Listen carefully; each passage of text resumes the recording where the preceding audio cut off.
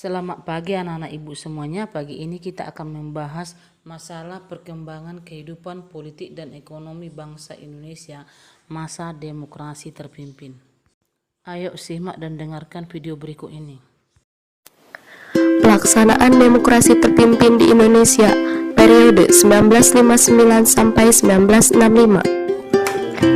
Demokrasi adalah bentuk atau mekanisme sistem pemerintahan suatu negara sebagai upaya mewujudkan kedaulatan rakyat atau kekuasaan warga negara atas negara untuk dijalankan oleh pemerintah negara tersebut.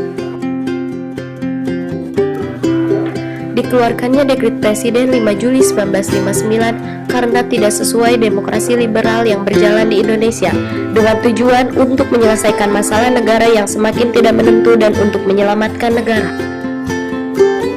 Latar belakang demokrasi terpimpin. Dari segi keamanan, banyaknya gerakan separatis pada masa demokrasi liberal menyebabkan ketidakstabilan di bidang keamanan.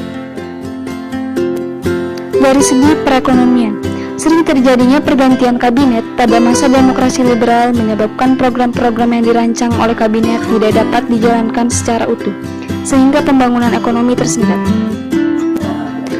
Dari segi politik, konstituante gagal dalam menyusun UUD baru untuk menggantikan UUD 1950. Demokrasi terpimpin dalam bidang politik.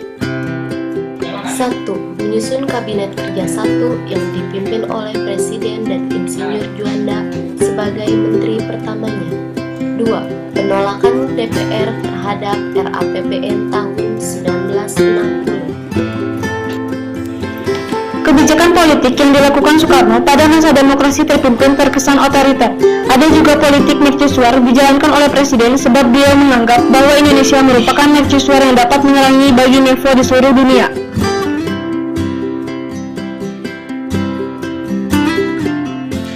Demokrasi terpimpin dalam bidang ekonomi. Sistem ekonomi Indonesia dijalankan secara terpimpin. Keadaan ekonomi yang buruk semakin diperparah dengan adanya pemberontakan PRRI atau Permesta. Langkah-langkah dalam mengatasi kesulitan ekonomi.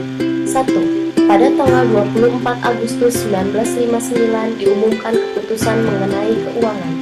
2. Tanggal 28 Maret 1983 dikeluarkan landasan ekonomi baru yang disebut Deklarasi Ekonomi.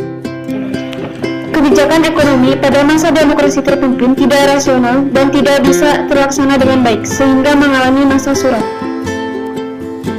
Tugas demokrasi terpimpin. 1. Demokrasi terpimpin harus mengembalikan keadaan politik negara yang tidak stabil sebagai warisan masa demokrasi parlementer atau liberal menjadi lebih mantap dan stabil. 2. Demokrasi terpimpin merupakan reaksi terhadap demokrasi parlementer atau liberal. Penyimpangan pada masa demokrasi terpimpin. 1. Kedudukan Presiden. 2. Pembentukan MPRS. 3. Pembentukan Dewan Pertimbangan Agung. 4. Pembentukan DPR baru, peralihan dari DPR lama. Demokrasi terpimpin dalam bidang pendidikan.